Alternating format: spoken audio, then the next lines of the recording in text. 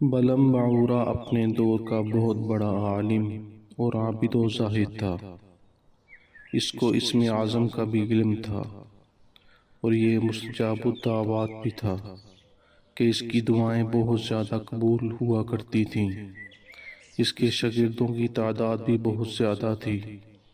جب حضرت موسیٰ علیہ السلام قوم جبارین سے جہاد کرنے کے لیے بنی اسرائیل کے لشکروں کو لے کر روانہ ہوئے تو بلم باعورہ کی قوم اس کے پاس گھبرائی ہوئی آئی اور کہا کہ حضرت موسیٰ علیہ السلام بہت بڑا اور نہایت ہی طاقتور لشکر لے کر حملہ آور ہونے والے ہیں۔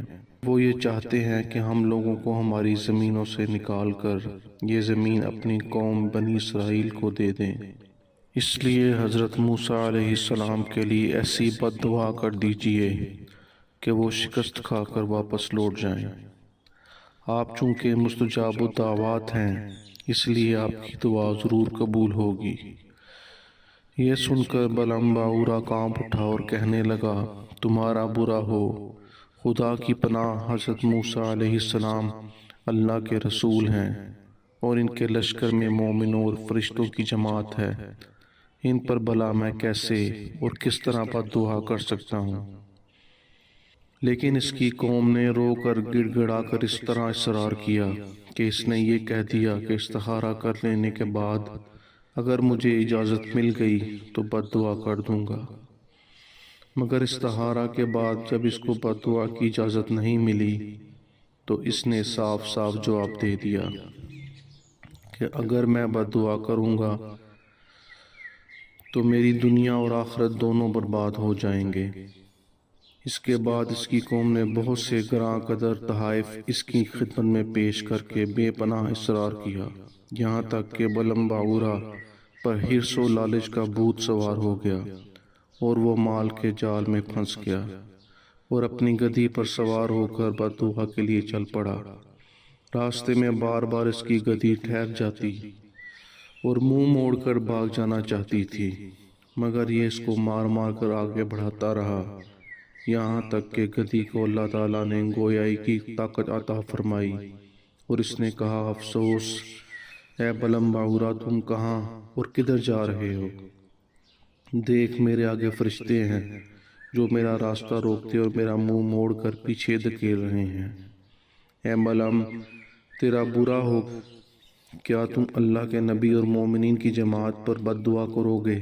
گدھی کی تقریر سن کر بلم باعورہ واپس نہیں لوٹا، یہاں تک کہ حسبان نامی پہاڑ پر چڑھ گیا اور بلندی سے حضرت موسیٰ علیہ السلام کے لشکروں کو بغور دیکھا، اور مال و دولت کے لالچ میں اس نے بد دعا شروع کر دی۔ لیکن خدا کی شان کہ وہ حضرت موسیٰ علیہ السلام کے لیے بد دعا کرتا تھا، مگر اس کی زبان پر اس قوم کے لیے بد دعا جاری ہو جاتی تھی۔ یہ دیکھ کر کئی مرتبہ اس کی قوم نے ٹوکا کہ اے بلم، تم تو الٹی ہمارے لیے بد دعا کر رہے ہو۔ تو اس نے کہا، میری قوم، میں کیا کروں؟ میں بولتا کچھ ہوں اور میری زبان سے کچھ اور نکلتا ہے۔ پھر اچانک اس پر یہ غضب الہی نازل ہو گیا کہ اس کی زبان لٹک کر اس کے سینے پر آ گئی۔